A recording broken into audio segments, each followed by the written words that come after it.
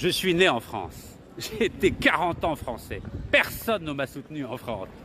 Et quand je vois qu'une personne qui vient à peine d'être française et qu'elle bénéficie du soutien de tout l'establishment français, et j'ai été emprisonné, comme vous le savez, dans 4 prisons algériennes, mais je n'ai jamais été maltraité, que les choses soient claires. Et en France, pareil, j'ai été emprisonné à Fresnes, donc personne ne m'a fait de cadeau, ni en Algérie, ni en France. Ça, c'est très important à dire.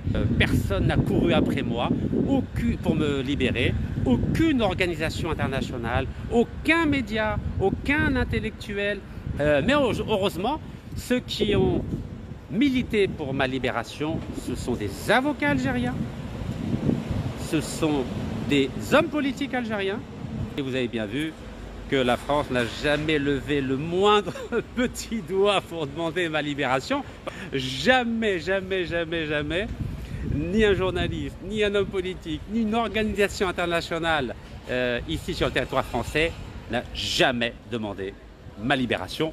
Et quand je vois ce qui se passe depuis quelques jours, je suis choqué. C'est-à-dire que tous les êtres humains ne sont pas les mêmes. C'est-à-dire que ça dépend qui vous défend. Mais ce qui est intéressant, parce que là je vois que l'Algérie est massacrée dans les médias français, mais vraiment elle est massacrée. Je n'ai jamais vu autant de haine être déversée par des journalistes français, par des intellectualistes français, par certains hommes politiques français qui traitent l'Algérie de dictature, de régime corrompu, etc. Bon, vous savez que j'ai fait 2 livres sur ce thème entre 2018 et 2022, parce que moi j'avais le courage de parler en Algérie. Mais j'assume mes positions. Vous savez que j'ai toujours assumé. Je ne me suis jamais caché. Jamais caché.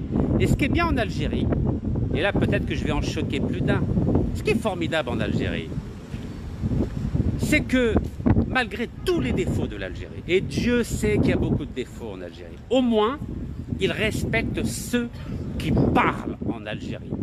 Lorsque j'ai été emprisonné en France de mon propre chef, c'est moi qui me suis rendu, parce que vous le savez très bien, il faut assumer. Moi, j'ai tenu des propos, on va dire, qui ont dérangé certains intérêts, que ce soit en Algérie ou en France.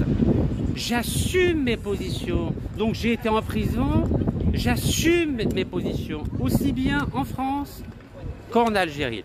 Mais quand je vois ce déferlement de haine contre l'Algérie, mais s'il vous plaît, un peu de décence,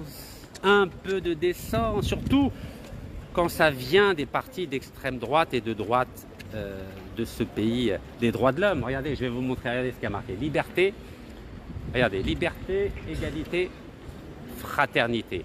S'il vous plaît, je suis né en France. J'ai été 40 ans français. Personne ne m'a soutenu en France. Et quand je vois qu'une personne qui vient à peine d'être française et qu'elle bénéficie du soutien de tout l'establishment français, s'il vous plaît. Et puis ceux qui disent oui, il va être maltraité, il va mourir, etc. Arrêtez, il n'est même pas en prison, il est dans ce qu'on appelle un hôpital pénitentiaire. C'est-à-dire que, pour ceux qui connaissent la prison, vous savez, à l'hôpital Moustapha Bacha, il y a une section qui est réservée aux prisonniers. Et ils ont la chance d'avoir des visites de la famille tous les jours, des avocats tous les jours. Donc, vraiment, ils sont gâtés. Donc, l'Algérie, elle ne fait pas n'importe quoi.